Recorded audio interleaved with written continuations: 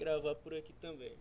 Então agora eu estou gravando no OBS e na nuvem, né? Estou gravando no Google Meet também. Pois tá, pessoal. Depois de 2 semanas afastado devido a uma reforma que estava vindo aqui em casa, a gente está voltando com as nossas revisões de álgebra linear e cálculo no âmbito da disciplina de matemática computacional do curso de ciência da computação do campus da UFC em Crateús, ainda em caráter extraoficial, mas como vocês vão, como eu vou dar alguns recados, pelos recados que eu vou, pelos avisos que eu vou falar, que eu vou dar a vocês no final da live, eu acredito que em breve a gente vai encerrar esse período de atividades extraoficiais. Eu acredito que em breve a gente vai encerrar esse período de atividades extraoficiais e a gente vai começar a ter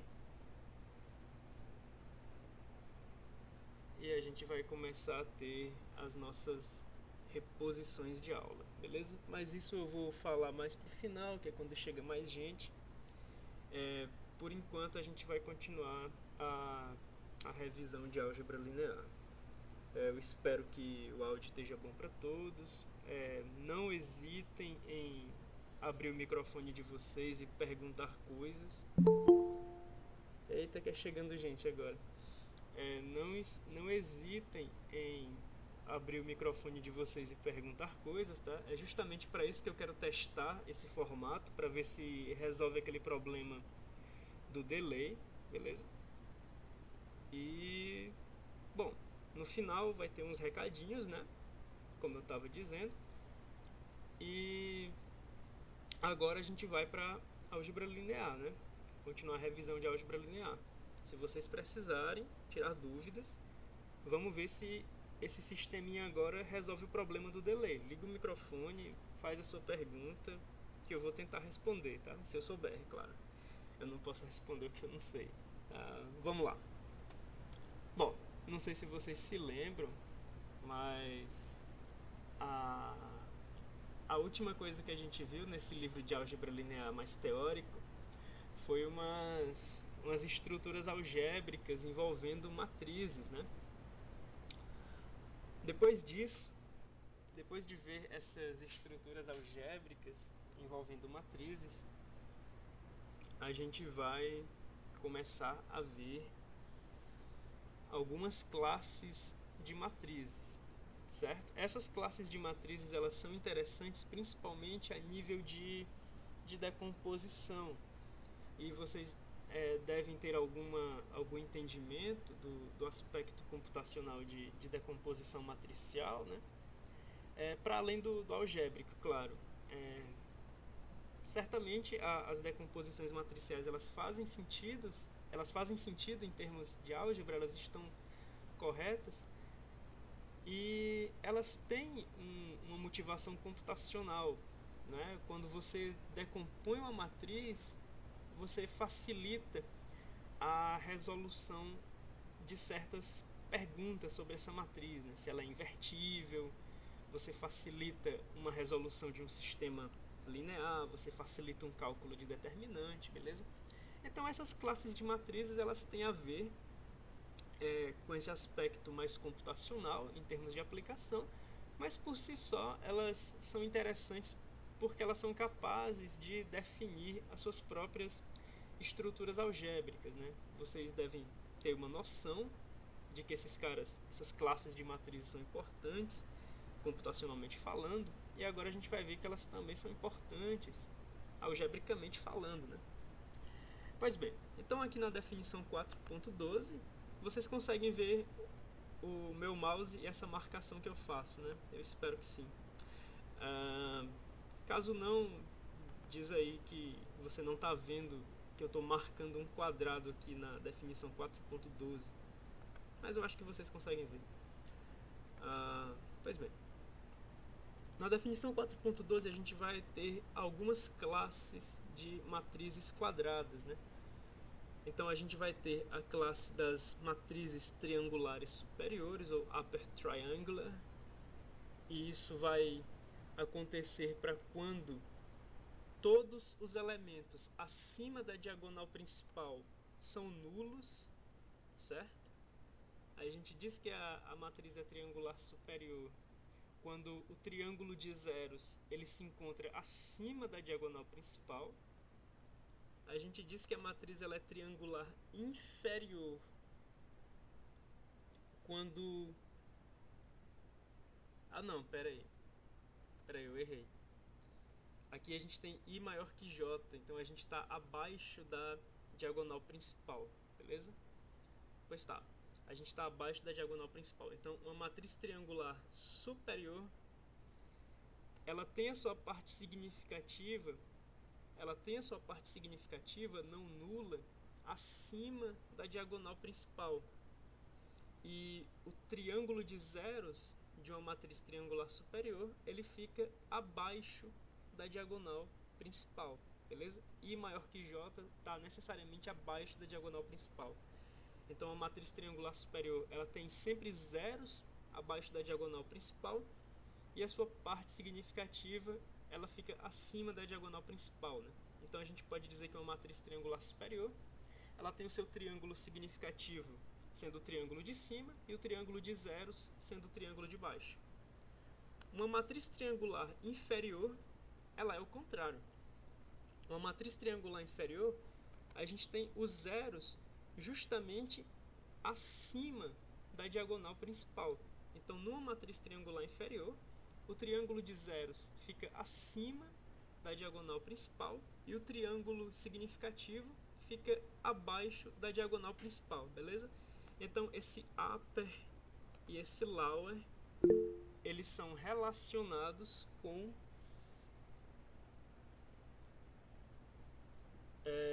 sem áudio. E aí? Vocês estão me ouvindo? Bom, pelo menos eu vejo rápido. Bom, parece que tá tudo bem, Enio. Então é uma questão aí, né, local. Parece que não é aqui. Espero que você resolva logo. Tá. Bom, a gente já viu que eu fico atento às notificações. Isso é bom. Pois bem, então esse upper e esse lower, eles têm relação com o triângulo significativo da matriz, né? Para a gente não se confundir. Ela é triangular superior quando o triângulo significativo está acima da diagonal. Ela é triangular inferior quando o triângulo significativo está abaixo da diagonal, beleza? E claro, ele faz uma observação aqui, né? Se uma matriz ela é triangular inferior, a transposta dela vai colocar o triângulo significativo acima da diagonal principal. Então, uma triangular inferior tem a sua transposta como triangular superior. E claro que uma matriz ela pode ser tanto triangular inferior como superior, seguindo essa definição aqui, certo? E se uma matriz ela é tanto triangular inferior como triangular superior, a gente diz que a matriz ela é diagonal, beleza? Uma matriz diagonal não tem triângulos significativos, tanto o triângulo acima da diagonal como o triângulo abaixo da diagonal são nulos, beleza? Os únicos elementos que podem ser não nulos numa matriz diagonal são os elementos da diagonal. E aqui a gente tem essa caracterização, né, que a matriz diagonal ela é tanto triangular superior como inferior. E a gente pode representar uma matriz diagonal apenas determinando o traço dela. Se a gente determina o traço da matriz diagonal, a gente determinou a matriz completamente. Afinal, a gente sabe que os outros elementos dela são nulos, beleza? O Enio saiu. Eu espero que ele volte. Tá. Aqui tá gravando normal. Beleza. Pois bem. Então agora, como eu estava dizendo para vocês, né? A gente conhece a importância computacional desses caras em decomposições, né? Em particular, decomposição LU e LDU e outras decomposições mais. Agora a gente vai entender que esses caras, eles também formam as suas próprias estruturas algébricas, né? Em particular, a gente vai começar analisando quais grupos a gente pode formar com matrizes triangulares. E aí a gente tem o nosso teorema 4.13. No teorema 4.13, deixa eu tomar um pouco de água.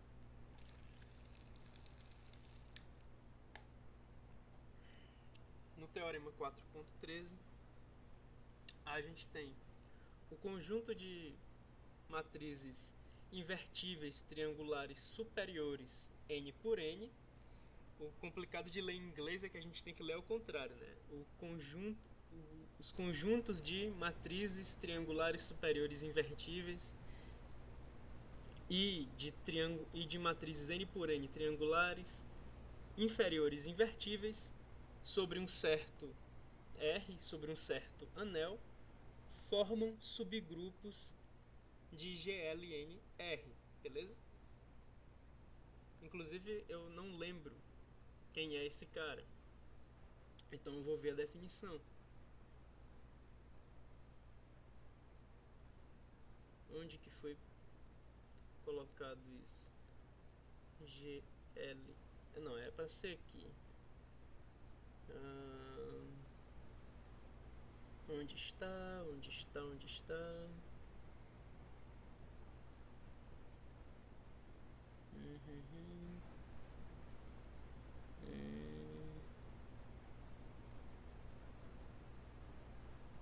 Certo. Tá aqui. O conjunto de matrizes invertíveis sobre R, sobre um anel R, forma um grupo com respeito à multiplicação de matriz.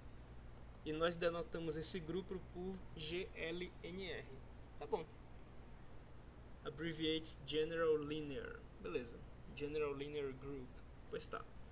Então, o nosso teorema, ele pega o GLNR, né, que é o grupo de matrizes quadradas n por n invertíveis, formadas com elementos a partir de um anel R. A operação desse grupo é a multiplicação, né? Por isso que essas matrizes precisam ser invertíveis, para a gente ter um elemento neutro e inversas, beleza? O elemento neutro sendo a identidade n por n nesse grupo. E, pois bem, a gente vai mostrar que dentro desse grupo existem alguns subgrupos, né? Existem estruturas algébricas dentro desse grupo. Em particular, esse cara bem aqui, ele tem todas as matrizes quadradas n por n que são invertíveis. E a gente vai mostrar que subgrupos podem ser formados se a gente focar em matrizes triangulares superiores invertíveis n por n, beleza? Que são um subconjunto das matrizes quadradas invertíveis n por n. Pois bem, e como ele está destacando aqui no começo, a prova para matrizes triangulares inferiores é análoga à prova para matrizes triangulares superiores. Então, ele vai focar na prova para triangular superior. A prova para triangular inferior é análoga, né? Pois bem, então, para que a gente possa estabelecer essa propriedade de subgrupo, a gente vai utilizar as três propriedades do teorema 3.5. Então deixa eu marcar a página que a gente vai ler o teorema 3.5. No teorema 3.5, você pode ver o seguinte: esse cara, o H com a operação cruz, ele é um subgrupo de G com a operação cruz, se e somente se as seguintes propriedades são válidas. Ou seja, para provar que H é um subgrupo de G com a mesma operação, a gente precisa provar primeiro que H não é vazio e é um subconjunto de G. A gente precisa provar que H é fechado para a operação em questão, para a operação de cruz, né? No nosso caso ali vai ser a multiplicação. E a gente também precisa mostrar que para todo elemento A de H, o H também tem a inversa desse elemento, beleza? Então, H é um subgrupo de G quando H não é vazio, quando H é fechado para a operação em questão e quando todo elemento de H tem a sua inversa contida no próprio H. Então a gente vai provar essas três propriedades aqui no Teorema 4.13. Tranquilo? Olha só, o Enio voltou. Espero que esteja tudo bem agora com o som, cara. Eu espero que tenha dado certo aí a sua recepção. Pois tá. Então a gente vai provar essas três propriedades do Teorema 3.5, né? Que H não é vazio, no caso, o conjunto de matrizes triangulares superiores invertíveis N por N não é vazio, é fechado para a operação de multiplicação e a inversa de uma triangular superior também é triangular superior, né? Opa! Deixa eu ver aqui. Que bom, bicho. Massa. Muito bom. Eu acho que ainda tem um delayzinho, ó. Mas eu acho que o delay tá menos agressivo que antes. Antes o delay era de minutos. Eu acho que agora não é tão mais assim. Tá. Pois bem, então a gente vai provar essas três propriedades para triangulares superiores. Agora veja só, a identidade, ela é uma matriz triangular superior invertível, né? A gente sabe que a identidade é invertível porque a inversa da identidade é ela mesma, isso é fácil de verificar, certo? A identidade, ela é triangular superior porque ela é diagonal, e como a gente viu, as diagonais elas são tanto triangulares inferiores como superiores. Então, a gente sabe que esse conjunto de matrizes triangulares superiores invertíveis, ele é não vazio, certo? A gente sabe que ele é não vazio porque a gente acabou de mostrar que existe pelo menos a identidade dentro desse cara. Agora a gente vai provar as outras duas, né? Fechamento para a operação em questão, no caso, a operação em questão é a multiplicação de matriz, e fechamento para invertibilidade, ou seja, se um elemento está no subgrupo, a inversa desse elemento também precisa estar no subgrupo. Em termos dos quais a gente está tratando aqui no 4.13, a gente precisa mostrar que a inversa de uma triangular superior também é triangular superior, beleza? Então vamos lá. A próxima coisa que a gente vai fazer é mostrar que quaisquer duas matrizes triangulares superiores A e B, quando multiplicadas, vão resultar numa matriz C, certo? Que é o produto de A e B, que também mantém as propriedades do conjunto em questão, ou seja, mantém-se triangular superior invertível, beleza? Aí ele diz o seguinte: a invertibilidade de C segue do lema 4.10. De fato, né, se A é invertível e B é invertível, porque A e B são elementos do nosso conjunto de matrizes triangulares superiores invertíveis, então o produto A vezes B é invertível, C, e a inversa de C seria justamente B menos 1, BA menos 1 vezes A menos 1, inversa de B vezes inversa de A. Eu vou marcar aqui de novo e a gente vai ler o lema 4.10, ó. E o lema 4.10 diz justamente isso, né? Se a gente tem que duas matrizes A e B são invertíveis, então a gente sabe que o produto delas é invertível e a inversa do produto pode ser dada em termos das inversas dos fatores. Tranquilo?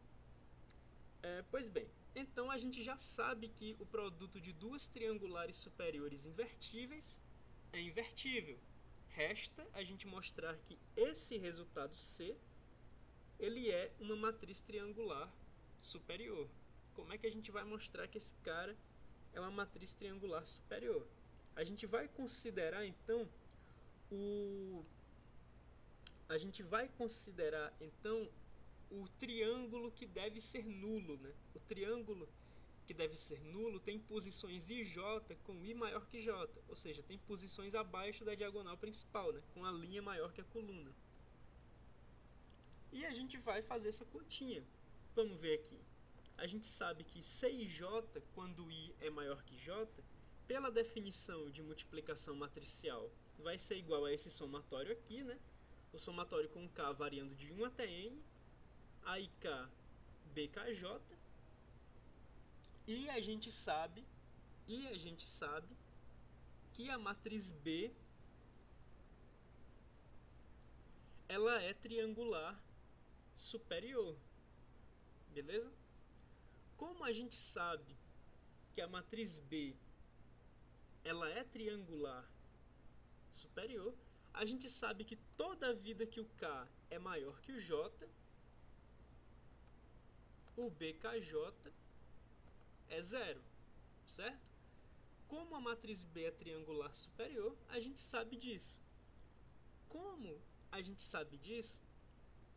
A gente sabe que a gente não precisa, nesse somatório, considerar todos os termos, né? A gente não precisa considerar todos os termos, porque do termo J mais 1 em diante, o K valendo J mais 1 em diante, essas parcelas são nulas, porque esse cara é zero, ele anula essas parcelas, né? Quando o K é de J mais 1 em diante, então a gente não precisa considerar essas parcelas. Todas essas parcelas com o K de J mais 1 para cima são nulas. Então é isso que a gente faz aqui nessa passagem, ó. Bem aqui, tá vendo? A gente não está mais considerando as parcelas onde o K varia de J mais 1 até N. A gente só está considerando as parcelas onde o K vai de 1 até J. Beleza? Agora veja só. A gente está considerando o K variando de 1 até J. E a gente sabe que o I é maior que o J. Beleza? Veja só. Se o I é maior que o J e a gente está considerando esse cara na matriz A, que também é triangular superior, veja, a matriz A ela é triangular superior. Então, A e K é igual a zero toda a vida que o I é maior que o K. Agora, veja, a gente sabe que, em particular, a matriz A ela tem A e J igual a zero toda a vida que o I é maior que o J. Beleza? Como é que a gente vai determinar que esse A e K ele é igual a zero? Primeiro, a gente sabe que a gente está tomando posições onde I é maior que J. Como a gente está tomando posições onde o I é maior que o J e o K ele é no máximo J, o K bem aqui por esse nosso somatório, ele é no máximo J, a gente sabe que o I maior que o J implica em o I ser maior que o K. Como a gente sabe que o I maior que o J implica no I ser maior que o K, então a gente sabe que A e K é igual a zero, beleza? A e K é igual a zero, porque esse cara, esses caras que sobraram, eles necessariamente estão abaixo da diagonal principal da matriz A, porque a gente acabou de observar, né, por uma transitividade, que o I é maior que o K. Afinal, o I é maior que o J e o J é maior que o K. Beleza? Então a gente sabe que o I é maior que o K e, portanto, A e K é zero. Então esses caras que sobraram, todos eles têm esse cara bem aqui igual a zero. Certo? Então essa parte bem aqui ela é um somatório onde todas as parcelas são nulas. Como isso aqui é um somatório onde todas as parcelas são nulas, a gente tem que o resultado é zero, beleza? Então veja só, a gente fez uma um desenvolvimento, né, puramente algébrico, para mostrar que C e J é nulo. Na primeira observação que a gente fez, a gente usou o fato de que a matriz B ela é triangular inferior, ela é triangular superior, para anular as últimas parcelas desse somatório, né? A gente tem esse somatório grande aqui, de 1 até n. A gente usou o fato de que B é triangular superior para anular as últimas parcelas desse somatório. Depois, a gente usou o fato de que A é triangular superior para anular as primeiras parcelas desse somatório. E por fim, com tanto as primeiras como as últimas parcelas do somatório mostradas que são iguais a zero, a gente conclui que C e J, para I maior que J, é igual a zero. E portanto a gente conclui que C é uma matriz triangular superior. Então agora a gente só precisa mostrar a terceira propriedade de um subgrupo, né? A gente já mostrou que esse subgrupo de matrizes triangulares superiores invertíveis não é vazio, que ele está fechado para multiplicação, ou seja, a multiplicação de duas triangulares superiores invertíveis vai manter isso, vai ser uma triangular superior invertível. E agora a gente vai mostrar que a inversa de uma triangular superior também é uma triangular superior. Beleza?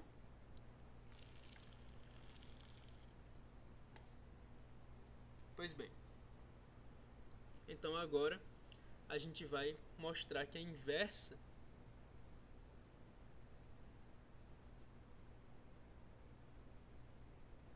de uma triangular superior invertível também é uma triangular superior.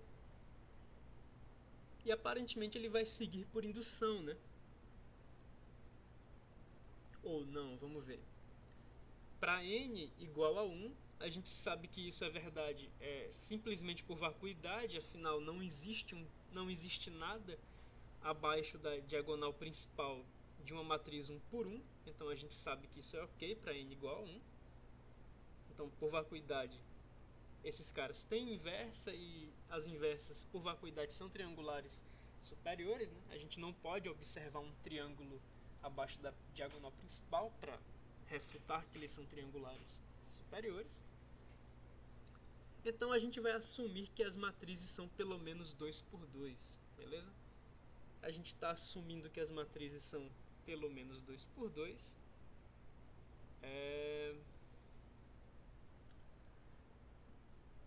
Tá. Então a gente vai considerar a inversa da matriz A com posições C e J.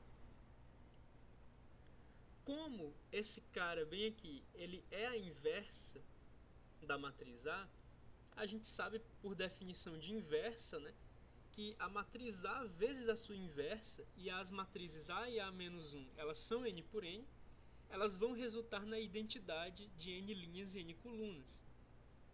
Então, se isso vai acontecer, a gente sabe o seguinte, ó. Inclusive, tá, aqui ele está fazendo uma coluna de cada vez, aparentemente. Pois bem, aqui ele está fazendo uma coluna de cada vez. A gente vai pegar a matriz triangular superior invertível A, certo? E a gente vai multiplicar essa matriz pela jésima coluna da inversa dela. Bom, como a gente está multiplicando a matriz A pela jésima coluna da sua inversa, a gente espera obter a jésima coluna da identidade. Vocês lembram que esse cara bem aqui, o delta ij, ele é igual a 1 quando i é igual a j, e ele é igual a 0 quando i é diferente de j, beleza? Assim a gente consegue lidar com a identidade algebricamente, beleza? A gente consegue desmontar a identidade e ainda assim ter esse cara vai ter uma representação algébrica pra gente, porque a gente vai estar utilizando essa função delta, né? A função delta, ela vai preencher a matriz identidade. Toda a vida que você está na diagonal principal, você está com o i igual a j, então o delta ij é igual a 1 quando i é igual a j, e delta ij é igual a 0 quando i é diferente de j. Tranquilo? Então, esse delta ele vai ajudar a gente a preencher a matriz identidade. Então a gente vai ter um tratamento algébrico para a identidade, mesmo quando ela estiver aberta.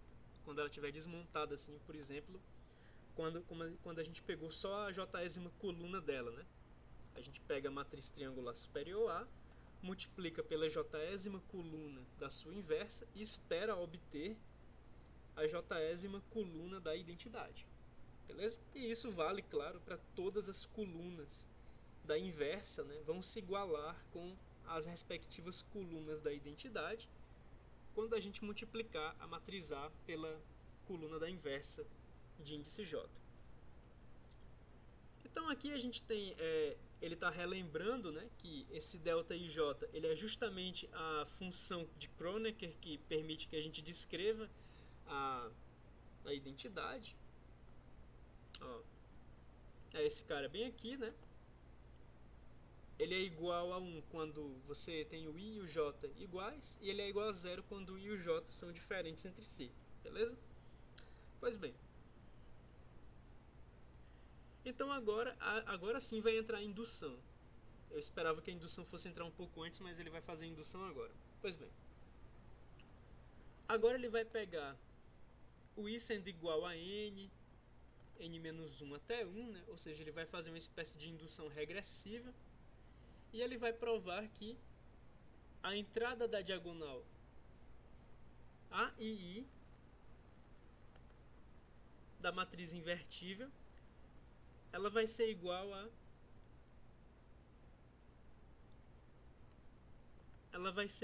a C e I, beleza? Ou seja, ele está querendo mostrar aqui que basta você tomar, em termos de elementos do anel R, né? Basta você tomar a inversa daquele elemento do anel que está na diagonal principal de A, que você vai obter o elemento da diagonal principal da matriz inversa, né? Que você vai obter esse C e I. E além disso, ele vai provar o seguinte: ele vai provar que todo Cij, certo? Ele vai provar que todo Cij é igual ao elemento, né? Todo Cij, todo elemento da inversa que está na linha I e na coluna J, vai ser igual ao elemento correspondente na diagonal principal, na linha I, invertido, né? Já que ele faz parte de um anel, ele tem inversa, multiplicado pela função de Kronecker naquela posição, menos o somatório, onde o L vai de I mais 1 até N, ou seja, para os índices que vêm depois daquela linha. E esse somatório tem as parcelas A e L, C, L e J. E isso vale para todo J entre 1 e N, beleza? Então ele quer mostrar duas coisas para a gente. Ele quer caracterizar a inversa de uma matriz triangular superior em um aspecto puramente algébrico. Como é que ele quer fazer isso? Ele quer primeiro caracterizar a diagonal da inversa de uma matriz triangular superior de uma forma bem simples. E uma vez que ele tenha caracterizado a inversa da diagonal de uma matriz triangular, quer dizer, a diagonal da inversa de uma matriz triangular superior, ele vai caracterizar o restante da matriz triangular superior. Tranquilo? Então, a gente vai mostrar que se isso aqui está correto, né? Se a gente consegue mostrar isso, então isso, em particular, implica que C e J é igual a 0 toda vida que o I é maior que J. Ou seja, a partir dessa fórmula, a gente vai conseguir mostrar que o triângulo debaixo da diagonal principal, da inversa, ele é todo nulo. E, portanto, a nossa matriz e, portanto, a nossa inversa é triangular superior. Tá bom? Então a gente começa lá em cima, né, com I igual a N. Quer dizer, lá em cima não, a gente começa lá embaixo. A gente começa lá embaixo com I igual a N, observando para 4.3, que é bem aqui. Ou seja, a gente começa observando isso aqui, né? A última linha desse cara. E essa última linha você vai perceber que é o seguinte: todos esses caras são multiplicados por todos esses caras e resultam nesse cara. Mas isso aqui é tranquilo pra gente porque essa linha ela só tem um elemento não nulo, né? Ela só tem esse cara aqui de elemento não nulo, o ANN. Então, daqui pra cá, todos esses caras até antes do CNJ, eles são anulados, né? Porque quando a gente faz esse produto interno, eles são multiplicados por essa sequência de zeros bem aqui. Essa sequência de zeros multiplica essa sequência de caras aqui na coluna, então a única multiplicação relevante que a gente vai ter é esse cara vezes esse cara sendo igual a esse cara, que é justamente quem ele iguala bem aqui, né? O ANN-CNJ sendo igual a delta NJ, tá bom? ANN-CNJ é igual a delta NJ e isso vale para todo J de 1 até N.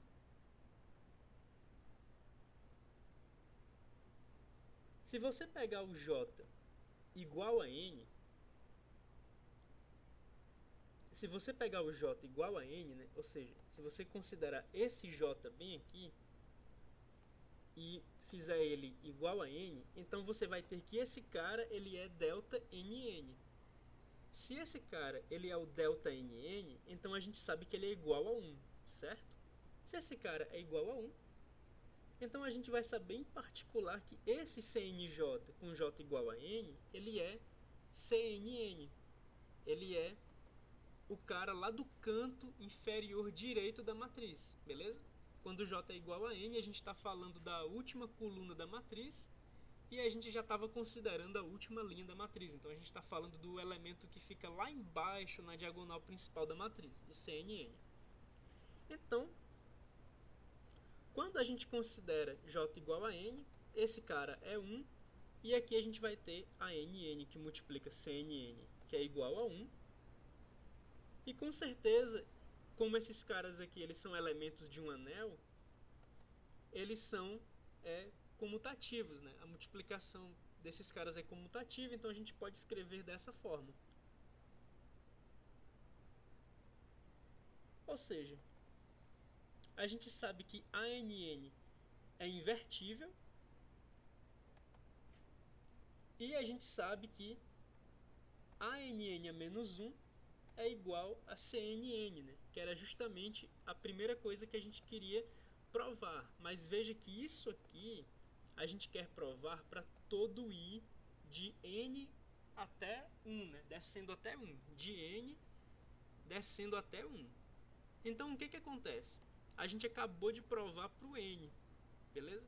A gente acabou de provar para o N e a gente vai continuar. A gente vai provar para o N-1, para o N-2, até chegar no 1. Mas a gente vai fazer isso de forma indutiva.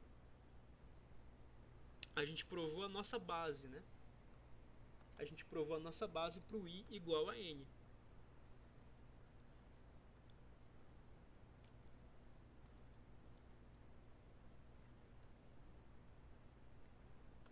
Veja só, agora a gente sabe que o CNJ ele é igual ao ANN elevado a menos 1 que multiplica o delta NJ. Isso para todo J de 1 até N, né? Isso para todo J de 1 até N.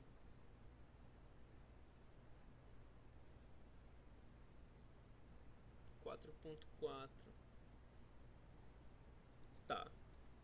Então isso aqui vai ser equivalente ao que está em 4.4 para quando o I é igual a N. quando você considera o I igual a N, quando você considera o I igual a N, você sabe que esse termo bem aqui, onde o L vai de I mais 1 até N, não existe, né? Porque esse cara não tem parcelas. Então você vai ter basicamente isso aqui, né? Com o I igual a N, isso vai ser A menos 1 NN, que multiplica delta IJ, né? Delta NJ. Beleza?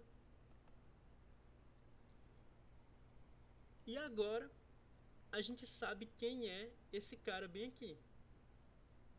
O ANN menos 1. Na verdade não, desculpa, a gente sabe quem é esse cara, né?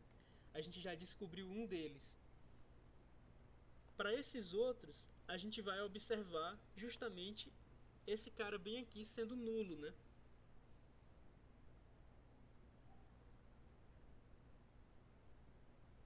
E agora, aí ele está fazendo aquela observação, né? Quando o I é igual ao N em 4.4, então a gente vai ter que isso aqui não tem parcelas, ou seja, não, essa subtração aqui não ocorre e a gente fica só com esse produto bem aqui. Então,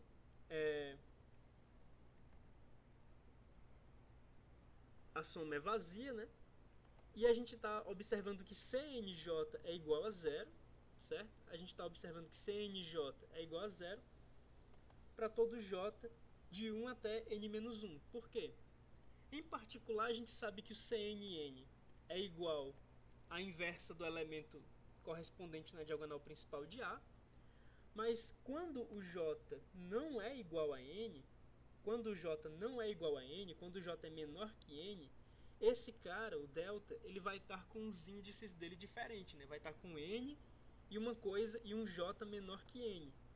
Então, como o J nunca vai ser igual a N, esse cara sempre vai ser zero para J de 1 até N menos 1.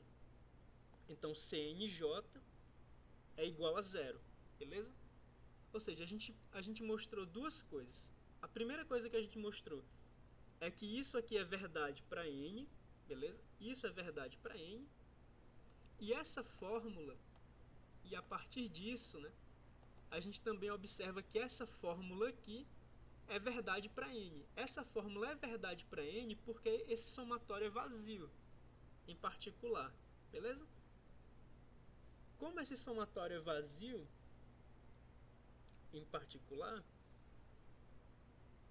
então a gente tem isso aqui. E isso aqui vai implicar justamente na primeira... Isso aqui vai implicar justamente na última linha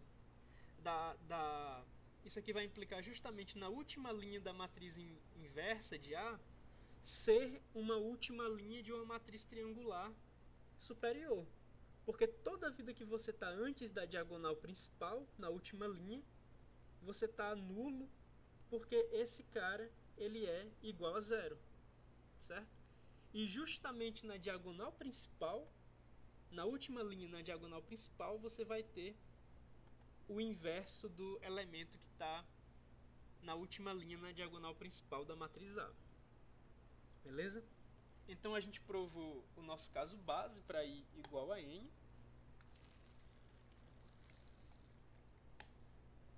E agora a gente vai seguir para provar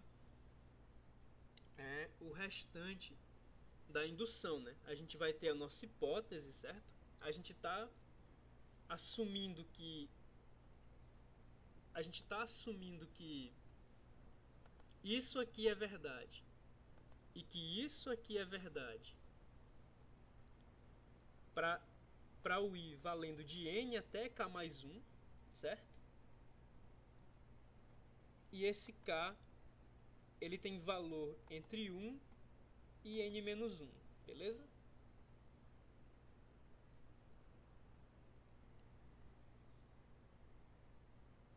Como a gente está assumindo isso, como a gente está assumindo isso na nossa hipótese, que o que a gente acabou de provar para N, isso aqui e isso aqui, como esses dois caras são válidos para I de N até K mais 1, a gente vai ter que 6J é igual a zero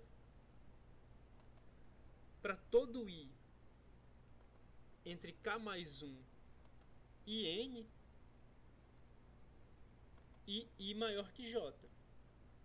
Como é que a gente pode observar isso? A gente pode observar isso vindo aqui na fórmula, certo?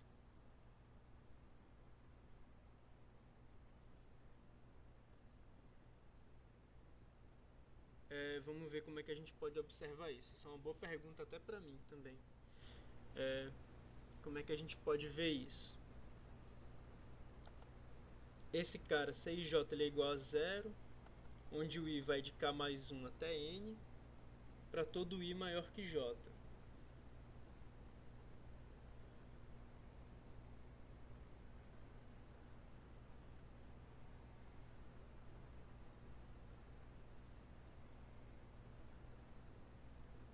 J é igual a 0 para todo K maior, para todo I pelo menos K mais 1 e no máximo N. 6J é igual a 0 para todo I pelo menos K mais 1 e no máximo N.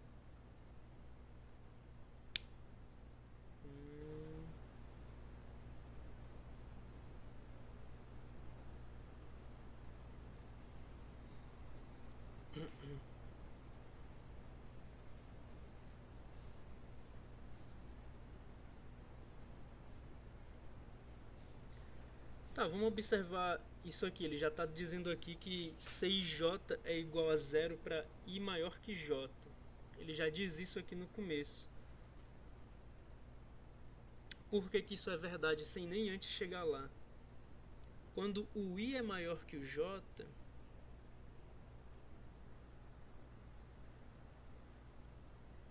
você vai ter que isso aqui é 0, certo? Quando o I é maior que o J, isso aqui é 0. Mas em particular, não basta que isso seja 0. É preciso também que essa outra parte aqui se anule. Quando o I é maior que o J,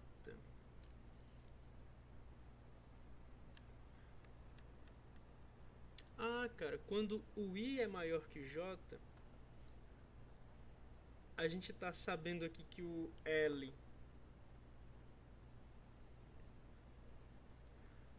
quando o I é maior que o J,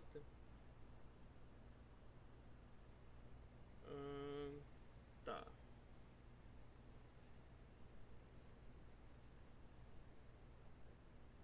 Se a gente conseguisse mostrar que o I é maior que o L, mas aqui a gente tem no caso justamente que o L começa em I mais 1. Então não é o caso da gente mostrar que o I é maior que o L não aqui, porque o L começa em I mais 1. Então por isso aqui a gente sabe que o I não pode ser maior que o L. Mas ele diz logo que essa fórmula implica que o 6J é igual a 0 para I maior que J. Ele fala como se isso fosse fácil de ver. Tá.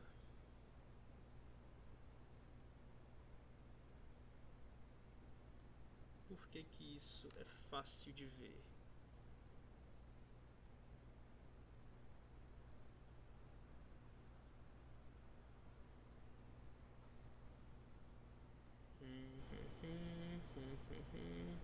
Por que isso é fácil de ver, cara? IL, I maior que J, e L maior que J. Eu não posso falar nada sobre esse cara, porque eu quero provar justamente que esses caras são nulos quando o L é maior que J. Eu não posso chegar aqui assumindo que eles são nulos. Então, eu teria que partir disso, mas eu tô achando estranho justamente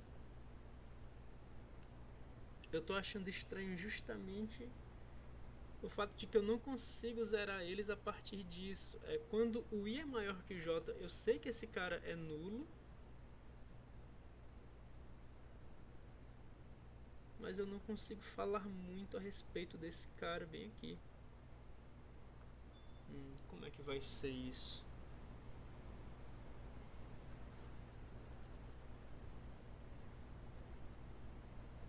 Será que isso não deveria ser... Será que essa afirmação que ele faz é sobre uma coisa futura, é baseada em informações futuras? Now assume that our assertion holds for... then in particular... Ah não, cara, isso faz parte da hipótese, mano. Ele provou que... é óbvio que eu não ia conseguir provar aquilo, velho. Que vacilo, desculpem. É por isso que é ruim você não saber ler. Mas quando você presta atenção nas coisas, ele provou que o CNJ é igual a zero quando o I é igual a N, né? Então faz parte da hipótese dele, já que ele está assumindo a hipótese dele do N até o K mais 1, aí quando ele troca a ordem em que ele apresenta os termos eu me confundo, desculpem. Como ele está assumindo a hipótese dele para o I valendo de N até o K mais 1, então ele está assumindo que CIJ é igual a zero para todo I de N até K mais 1, né? Lendo dessa forma, em vez dessa que me confundiu. E para todo I maior que J, que foi o que ele provou aqui também, né? Ele considerou o J de 1 até N menos 1 justamente para o I dele, que é o N, ser maior que o J. Então, quando I é igual a N, ele provou isso, certo? E, em particular, isso é uma consequência da hipótese dele. Ou seja, ele está considerando isso aqui como verdade para o I de N até K mais 1. Ele está considerando isso aqui como verdade para o I de N até K mais 1. Ele já provou para o N, né? E agora a gente certamente vai ter isso aqui. Ele provou isso aqui para o N, para o I igual a N, e agora a gente está assumindo isso aqui para todo I entre N e K mais 1. Então agora a gente vai para o passo da indução, a gente vai fazer o I igual a K. Então desculpem, isso tudo aqui foi enunciando a hipótese da indução, beleza? É óbvio que a gente não iria conseguir provar isso aqui agora, ele está assumindo por hipótese isso. E eu me confundi porque ele escreveu dessa forma, eu pensei que já não fazia parte da indução. A indução, quer dizer, a hipótese ele colocou dessa forma, e ainda falando da hipótese, ele começou a escrever assim, o que me confundiu um pouco. Tá, foi mal. Pois bem, então na hipótese dele, ele tem dentro da hipótese dele que as linhas de I, que as linhas de N até K mais 1 da inversa, elas estão na forma da matriz triangular superior, né? Ou seja, ele tem... Elas estão na forma da matriz triangular superior, ou seja, ele já conhece, na hipótese dele, para ir de N até K mais 1, ele já conhece o elemento da diagonal principal, ele sabe que isso aqui é válido, e ele também sabe que todo elemento antes da diagonal principal, nas linhas que ele está considerando na hipótese dele, são nulos, né? Então ele já sabe que a matriz está na forma triangular superior para as linhas que ele está considerando na hipótese dele, as linhas de índice N até K mais 1. Então agora ele vai precisar provar que a késima linha se encontra, ele vai mostrar que a késima linha se encontra na forma de matriz triangular superior, beleza? Então a gente vai pegar a késima linha na 4.3, ou seja, a gente vai considerar esse cara para observar a késima linha. E essa késima linha ela é dada pelo seguinte: a gente vai ter a késima linha. A gente vai ter aqui um produto interno, né? Esse produto interno é entre quem? É entre a késima linha da matriz A multiplicada pela jésima coluna da matriz inversa, né? Esse cara aqui, ele é um produto interno representando a multiplicação da késima linha da matriz A pela jésima coluna da matriz inversa, para a gente obter o ΔKJ da nossa matriz identidade, beleza? Por que que quando ele está fazendo esse produto interno, ele não está considerando todos os elementos? Veja que ele está considerando os elementos desse produto interno da késima linha da matriz A pela jésima linha da matriz identidade. Ele não está considerando todos os elementos justamente porque todo elemento que vem antes do elemento da diagonal principal na matriz A é nulo, beleza? Todo elemento que vem antes do elemento na posição KK na matriz A é nulo justamente porque a matriz A ela é triangular superior. Então a gente não precisa desses caras que vêm antes porque eles são iguais a zeros, né? Esses caras aqui da matriz A que vêm antes do AKK, eles são todos nulos, então não faz falta a gente colocar eles aqui, tá bom? Então a gente tem isso, né?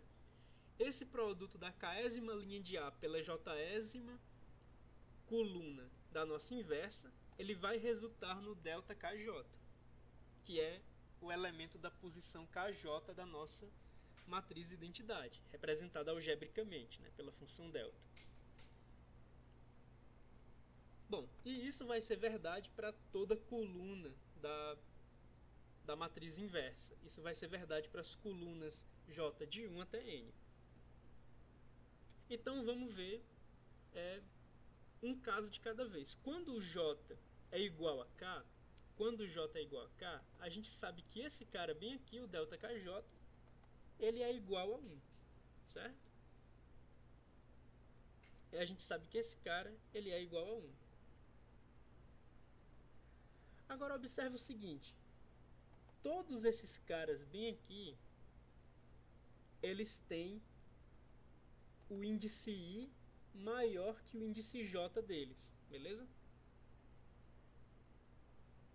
Esse cara, até esse cara bem aqui. Lembra que a gente considerou na hipótese, né? Lembra que a gente considerou na hipótese que para todo I maior que J, CIJ é igual a zero para todo I de N até K mais 1. Para todo I de N até K mais 1. Então, o único cara que não entra nessa questão de N até K mais 1 é o CKK. O resto tá aqui. É para todo I de N até K mais 1. Então, esse cara, ele tem o I dele sendo K mais 1. Os caras que vêm depois têm o I maior que K mais 1, né, e vão até N. Então, esses I's aqui, eles estão sendo pelo menos K mais 1 e no máximo N. E a gente tem que o I é maior que J. Então a gente tem que CIJ é igual a zero para esse cara, reticências, para esse cara bem aqui. Então essa parte toda aqui, ela se anula, beleza? Essa parte toda da expressão ela é igual a zero. Então a gente vai ter que o AKK vezes CKK é igual a 1, beleza? Como a gente sabe que o AKK vezes CKK é igual a 1 e a gente pode escrever dessa forma porque eles são elementos de um anel e um anel é comutativo para multiplicação em particular. Esse anel em particular é comutativo para multiplicação.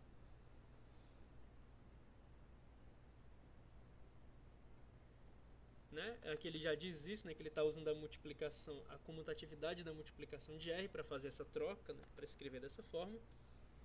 Então ele sabe que esse elemento da diagonal da késima posição ele é invertível e ele conhece a inversa desse elemento da diagonal.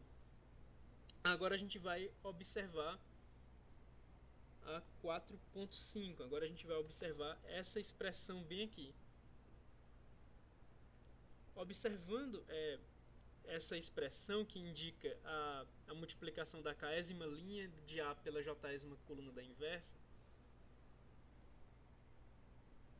a gente vai observar o seguinte: CKJ,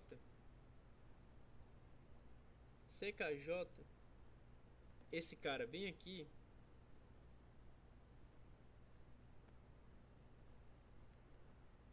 ele pode ser colocado como quem?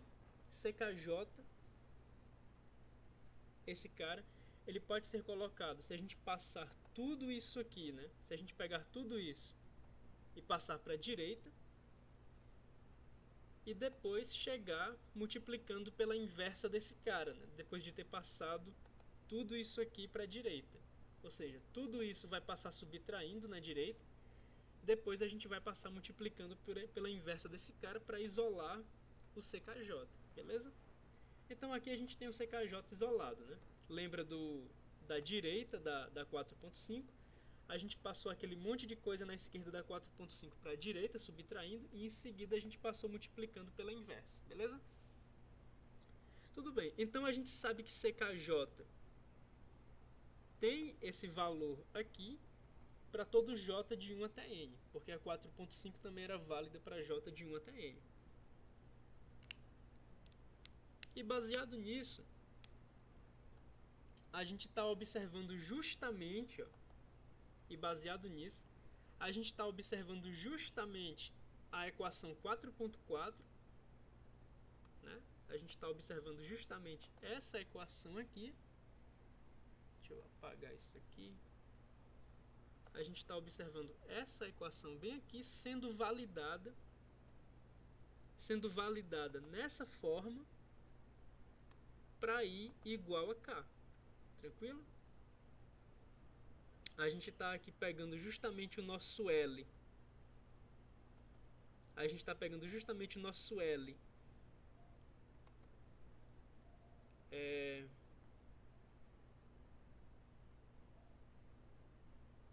A gente está pegando justamente o nosso L indo de K mais 1 até N, beleza?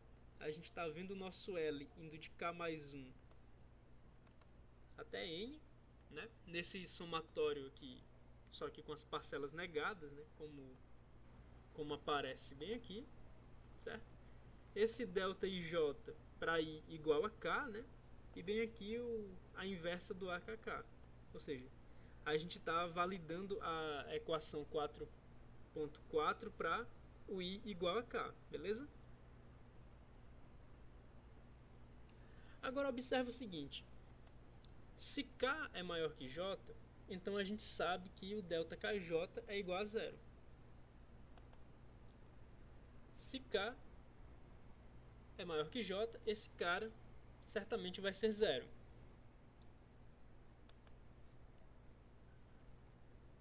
E a gente já sabe que quando o K é maior que J, né? A gente vai ter que o CK mais 1 J até o CNJ, por hipótese, eles também são nulos, né? Porque a gente estava justamente colocando isso na hipótese, que CJ é igual a zero quando o I é maior que o J e o I é pelo menos K mais 1. Então aqui, ó. Cadê? Então aqui a gente tem isso, ó.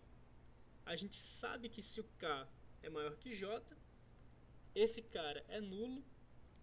E aqui, se o K é maior que J, com certeza o K mais 1 é maior que J. Isso vai até o N ser maior que J, né? E em particular, esse K mais 1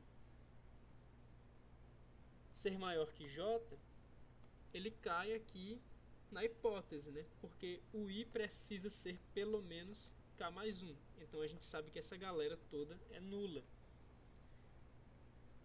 Passei demais. Pronto. Então a gente sabe que essa galera toda aqui é nula. Esses Cs todos aqui são nulos, né? Então tudo isso aqui é nulo quando K é maior que J. Esse cara bem aqui, ele é nulo quando o K é maior que J. E, portanto, a expressão dentro desse parêntese é nula quando o K é maior que J. Ou seja, quando K é maior que J, a gente tem provado que CKJ é igual a zero. Como a gente provou que quando K é maior que J, o CKJ é igual a zero, a gente tem mostrado que a nossa matriz inversa, ela também tem a késima linha dela, ela também tem a sua késima linha na forma da matriz triangular superior, né? Com todos os elementos abaixo da diagonal principal anulados, né? Todos os caras abaixo da diagonal principal têm CKJ igual a zero, e daí a nossa matriz inversa ela é triangular superior. Então a gente mostrou que as matrizes triangulares superiores elas formam um subgrupo dentro do grupo multiplicativo das matrizes quadradas invertíveis, né? A gente tem mostrado que esse subgrupo ele não é vazio, porque pelo menos a identidade está dentro dele. Ele é fechado para multiplicação, ou seja, se você pega duas matrizes triangulares superiores invertíveis e as multiplica, o resultado vai ser uma matriz triangular superior invertível, como a gente tem mostrado. E por fim, a gente mostrou que a inversa de um elemento desse subgrupo também está nesse subgrupo, ou seja, a gente mostrou que a inversa de uma matriz triangular superior também é triangular superior. Então a gente mostrou que as triangulares superiores formam um subgrupo das matrizes quadradas invertíveis, né, para multiplicação de matrizes, beleza? E claro, a prova vai ser análoga para matrizes triangulares inferiores, basta você trocar um pouco a ordem aí dos índices, né? Mas é meio tortuoso passar por isso de novo. Eu achei bastante técnica essa prova, foi um pouco chato, mas vamos continuar aqui. Inclusive, vocês estão com dúvidas? Vocês não falam nada durante a aula? Tá tudo bem por aí? Vocês estão entendendo tudo?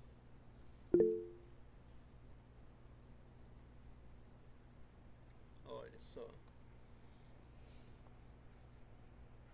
Tudo ok pro Davi. Beleza, parece que a gente realmente tem um delay bem baixinho. Isso é ótimo. Pois tá.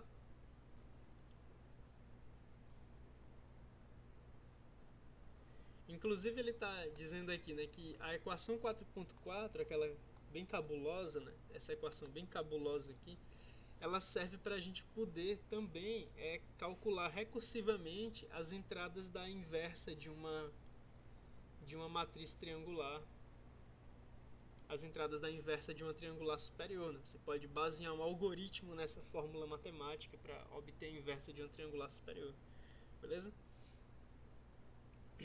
Pois bem.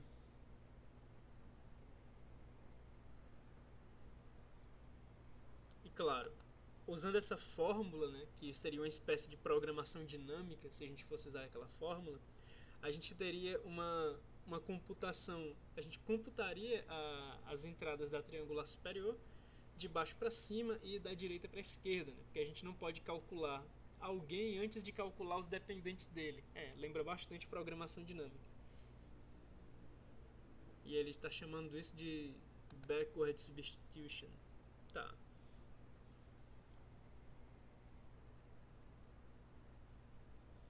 E ele está chamando a nossa atenção que de agora em diante é bastante provável que ele particione as matrizes em blocos e faça multiplicações por blocos. A gente vai acabar fazendo isso na disciplina de matemática computacional, mas eu gosto de particionar as matrizes de um jeito bem simples. Eu gosto de tirar uma linha e uma coluna das matrizes, para a gente ter os nossos casos base, as nossas hipóteses e tal. Aqui ele está falando em particionar em blocos quaisquer. Aparentemente ele vai usar indução forte em algum momento, já que ele está falando de blocos quaisquer, né? O que eu garanto para vocês é que a gente vai ter uma abordagem parecida com essa em matemática computacional, mas a nossa abordagem ela vai estar mais para indução fraca do que para indução forte. Aqui ele está parecendo que vai usar indução forte, beleza?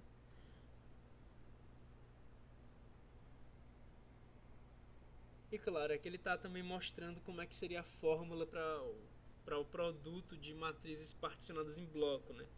Se você tem que A e B são particionadas em bloco e os blocos são compatíveis para multiplicação, ou seja, você não pode particionar isso de uma forma alheia à partição de B e esperar que a multiplicação dos blocos esteja bem definida, né? Por exemplo, esses dois caras, eles não vão estar, a multiplicação desses dois caras não vai estar bem definida para qualquer particionamento em bloco. Você tem que particionar, em particular, se você tem duas matrizes A e B de mesmas dimensões, no caso aqui elas são quadradas, você vai precisar impor o mesmo particionamento para A e para B. Se você impõe o mesmo particionamento para A e para B, você garante que os blocos correspondentes em linhas e colunas, eles têm as mesmas dimensões e, portanto, essas multiplicações bem aqui, elas se tornam bem definidas, né? E uma vez que elas se tornam bem definidas, os produtos vão ter as mesmas quantidades de linhas e colunas. Então, esses produtos que você obtém, eles vão ser somáveis, beleza? Para você obter isso aqui de uma maneira bem definida, novamente, você não pode particionar A e B de maneira aleatória, tá? A e B precisam ter a mesma dimensão, no caso são quadradas, né? E o particionamento que você faz na matriz A, você precisa repetir na matriz B, tá bom? Feito isso, o seu produto vai estar bem definido, tá bom? E aqui ele vai começar a observar umas coisas, né? Se a gente tivesse uma matriz triangular superior e a gente fizesse um particionamento suficientemente adequado, e a gente fizesse esse particionamento suficientemente adequado, a gente observaria o seguinte, ó. Esse cara, ele estaria acima da diagonal principal, pegando provavelmente alguma parte abaixo da diagonal principal. Esse cara estaria provavelmente todo acima da diagonal principal. A esquerda desse cara ainda pegaria alguma coisa abaixo da diagonal principal, mas em particular, esse cara bem aqui, ele poderia ser definido de tal forma que ele estivesse todo abaixo da diagonal principal, beleza? Então, se você tem uma matriz triangular superior, você consegue obter um particionamento dessa forma. Você consegue obter um particionamento de tal forma que esse cara, ele é todo nulo, beleza? Você consegue um particionamento de uma triangular superior de tal forma que esse cara da parte inferior esquerda, ele se encontra totalmente abaixo da diagonal principal, tá bom? Aí aqui ele está dando os grupos multiplicativos de matrizes aos quais esses blocos pertencem, né? O bloco aqui, esse primeiro bloco, ele pertence ao grupo das matrizes de dimensão k. O segundo bloco, n-k. E, portanto, a matriz A ela pertence ao grupo multiplicativo de matrizes n por n, né? E a gente teria o seguinte, se a gente fosse fazer a inversa desses caras, a gente obteria isso aqui para inversa. Se a gente fosse fazer a inversa desse cara, a gente obteria isso aqui para a fórmula inversa dele baseada em blocos, né? Isso aqui seria bastante parecido também com a inversa de uma 2×2 triangular superior. Obtendo isso como inversa para esse cara, você vai perceber que você consegue computar inversa de triangular superior recursivamente, né? Vamos ver onde ele quer chegar com isso. Ah, em canto nenhum. Ele só mostrou isso. By carrying out the following commands. Aqui ele dá umas instruções para MATLAB. Você não precisa ter MATLAB para testar isso. Você pode testar isso com Python e NumPy. E a gente também tem um corolário 4.14, conjunto de forma um subgrupo comutativo. Essa prova ela não é longa, mas onde é que a gente continua? Aqui tá perto de terminar a sessão, mas não tão perto quanto eu gostaria. Eu vou preferir terminar essa sessão na aula que vem, pessoal. Então, agora que são 2h26, eu vou dar uns avisos para vocês, certo?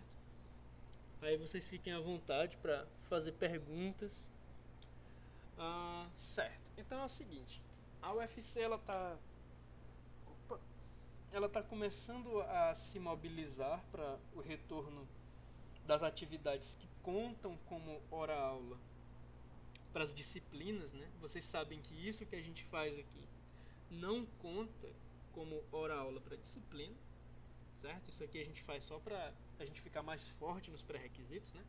Mas em breve a gente vai ter o retorno das atividades contando hora-aula para as disciplinas, beleza? Baseado nisso, a gente vai precisar que as nossas atividades remotas elas sejam acessíveis a todos. Eu não sei como é a realidade de cada um. Vocês que estão me assistindo agora aqui, estão no grupo agora, vocês certamente não têm tanta dificuldade de acesso à internet quanto aos outros, ou os outros têm menos interesse que vocês, tá? O ponto para aqueles que têm alguma dificuldade de acesso à internet, não sei se vocês estão sabendo, mas a UFC vai começar a disponibilizar chips de internet móvel, chip de celular mesmo, de internet móvel, com uma franquia de 20 GB, para que as pessoas que têm dificuldade de acesso à internet possam se conectar para assistir às aulas por meio do uso dessa franquia de 20 GB mensais, tá bom? Então a gente tem alguns problemas. O primeiro problema é que 20 GB para esse formato de aula que eu costumo lecionar não vai ser suficiente. Deixa eu mostrar aqui para vocês. Deixa eu mostrar aqui.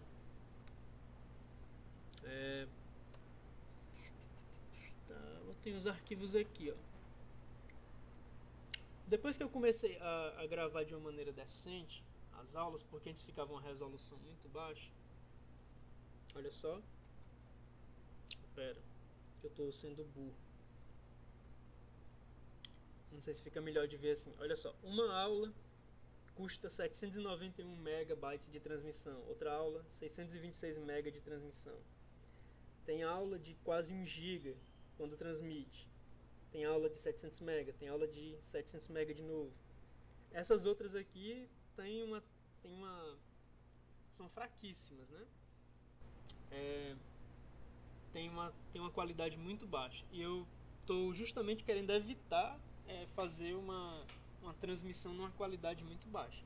O meu ponto é que a pessoa que pega um chip de 20 GB, se a nossa aula de 2 horas ela come mais ou menos 1 GB quando transmite, imagina só, o cara tem 20 GB, então ele só vai poder assistir 20 aulas no mês.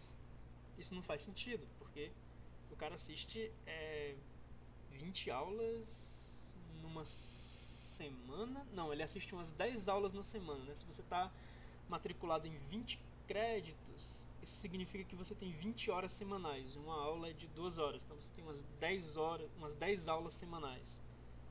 Então, se uma aula consome 1 GB, numa semana vão 10 GB. Então, em 2 semanas vão 20 GB. Ou seja, para o pessoal que vai precisar se basear em chips com franquias de 20 GB, esse formato aqui ele não funciona. certo? Esse formato é muito legal, a gente fica ao vivo um tempão, a gente conversa, a gente tem chat e tal, mas esse formato ele não, ele não funciona bem para quem tem uma franquia contada, né? Para quem tem internet contada no mês, esse formato não funciona.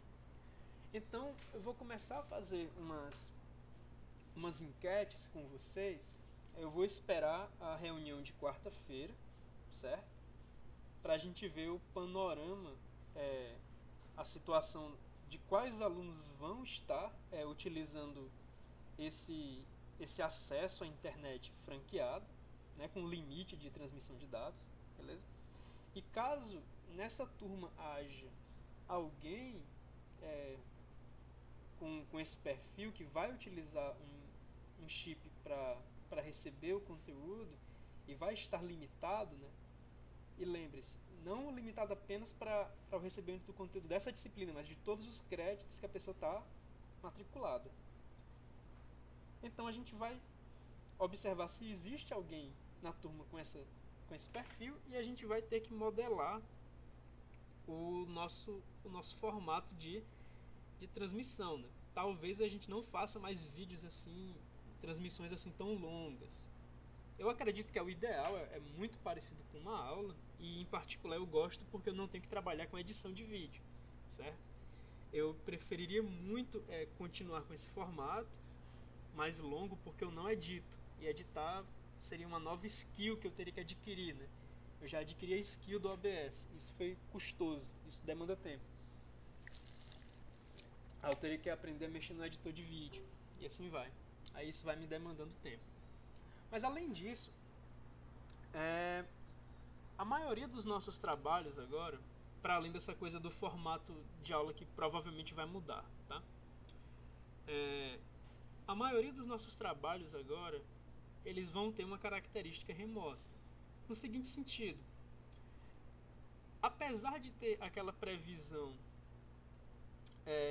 da gente ter 2 semanas no final do semestre para aplicar uma avalanche de provas sobre vocês, por exemplo, na forma como está, essa disciplina tem 3 avaliações parciais, 2 escritas e uma de arguição.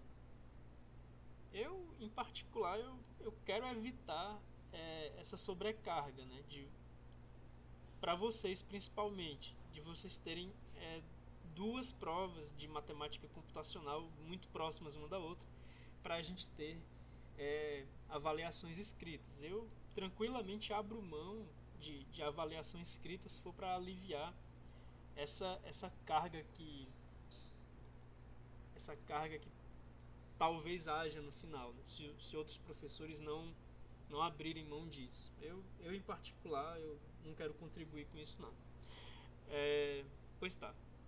Então é o seguinte, baseado nisso, a maioria das nossas atividades agora elas vão passar a ter entregas remotas, certo?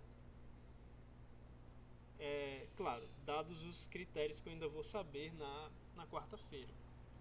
Mas de toda forma, é interessante que vocês saibam utilizar certas ferramentas. É interessante que vocês saibam utilizar principalmente ferramentas de controle de versão, beleza? Então, caso haja alguém na turma que ainda não tem uma boa familiaridade com GitHub, com controle de versão com Git, né? É bom a pessoa ir aprendendo um pouquinho, vendo tutoriais na internet, beleza? Aprendendo a clonar um repositório, a fazer mudanças no repositório, porque eu acredito que vai ser mais fácil pra gente se a gente não tiver esse monte de atividade escrita no final do semestre, e eu fico tranquilo de substituir isso por entregas de atividades de atividades remotas, beleza? Em vez de você fazer uma prova escrita, você pode fazer um trabalho, um texto, e colocar esse texto no repositório para que haja conferência. Eu falo de repositório em particular porque... Deixa eu mostrar aqui. Se bem que eu já estava num... Tá. Eu falo de repositório em particular porque eu queria ver se eu consigo utilizar isso aqui, ó. Eu queria ver se a gente consegue utilizar isso aqui. Isso aqui parece ser bastante legal. Utilizar o GitHub Classroom para a gente organizar as nossas entregas, né? Esse cara, ele permite, ele clona repositórios automaticamente para os alunos, beleza? Os repositórios são privados e ele me permite monitorar o nível de atividade nos repositórios dos alunos. De toda forma, além disso, na verdade, ele também me permite fazer correções por meio de pull requests, né? Como se a gente estivesse revisando código-fonte, mas a gente pode revisar qualquer coisa. Inclusive, os nossos trabalhos eles poderiam ser em forma de LaTeX. Eu proponho alguma coisa para vocês fazerem.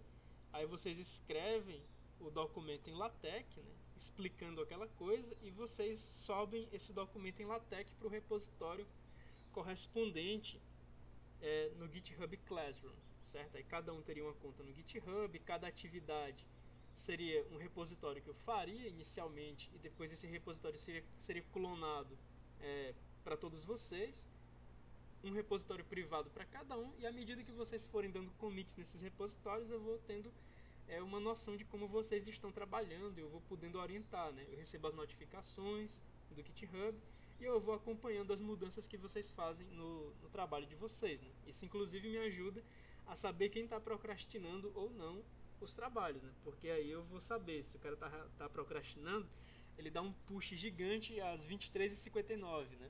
E aí a gente fica por dentro do que está acontecendo, certo? Então, para a gente ter um alívio de carga no final do semestre, que existe essa possibilidade de 2 semanas para aplicação de avaliação escrita, eu estou abrindo mão de avaliação escrita, a troco de utilizar GitHub Classroom e trabalhos feitos em LaTeX, beleza?